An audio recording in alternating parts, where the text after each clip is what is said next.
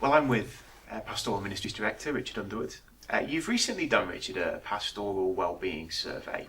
Well, first of all, why do this survey?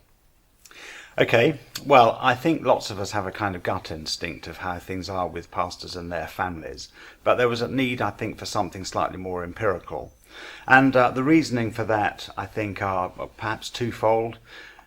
First of all, the health and well-being of pastors is going to pretty significantly impact on their churches. And also maybe the life of pastors has changed pretty significantly over the years. Ministry's not got any easier. We're kind of living in a post-Christian world. The challenge of church is different. I think there's a whole kind of sense of spiritual disappointment maybe as pastors kind of give their hearts to ministry and see very little result and maybe feel disappointed or maybe question themselves as a result of that. So I just felt there was a kind of need to get a little bit of sort of hard data on how our pastors were in order that we might know how best to help and support them. And what did you learn from the results of the survey? Yeah, in many senses the results of the survey weren't a surprise. I think they confirmed what I'd thought and suspected. There were a lot of good things in the survey. A lot of pastors felt encouraged. They were enjoying their walk with the Lord Jesus. They were seeing their churches grow. And all of that was really heartening to see. I was really pleased to see the number of pastors who felt supported by their churches. But I think some of the slightly more negative results were disturbing. I was disturbed by the number of pastors who used negative words, disillusioned, struggling, tired, to describe how they felt about themselves. I was concerned about the number of pastors who felt their prayer life was pretty negative. I guess lots of us feel that about prayer, but prayer and the ministry of the word are right at the heart of the pastoral calling. So I think that was a result to take note of. I think a fairly simple thing to address was the number of pastors who had kind of terms and conditions of employment type issues. I think too many pastors don't have a pension to look forward to.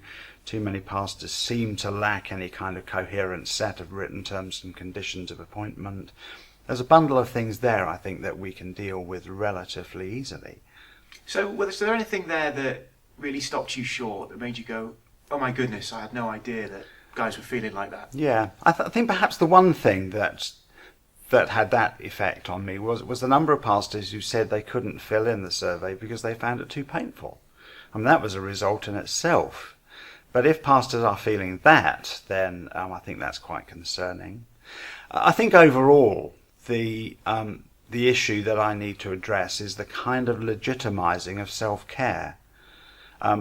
Every pastor would assent to self-care and the importance of it.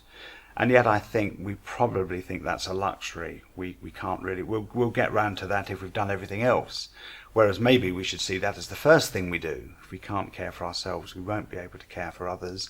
If we don't care for ourselves, we won't be able to survive in ministry for the long term. So self-care is something pastors can do as individuals. What can FIEC do to help support our pastors? Yeah, that's what the Pastors Network is for. And I think in a real sense, the Pastoral Wellbeing survey gives a sort of renewed impetus to the Pastors Network. I think a lot of the pieces of the jigsaw are there already. We have a program of day conferences. We have a network of link pastors. I think what we need to do is to bring those together in a more coherent way so that the link pastors and the conferences can become the kind of champions for the Pastors Network, the catalysts for changing a culture amongst our pastors.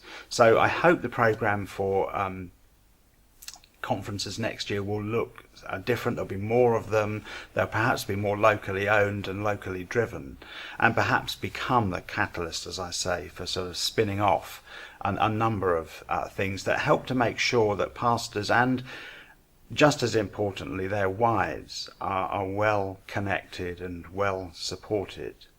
What would your message be for any pastor who's watching this, who's filled in the survey or perhaps read about the results of the survey and is just thinking, this is very upsetting, what can I do next? What would your advice to that pastor be? Yeah, I think the single biggest thing is connectedness.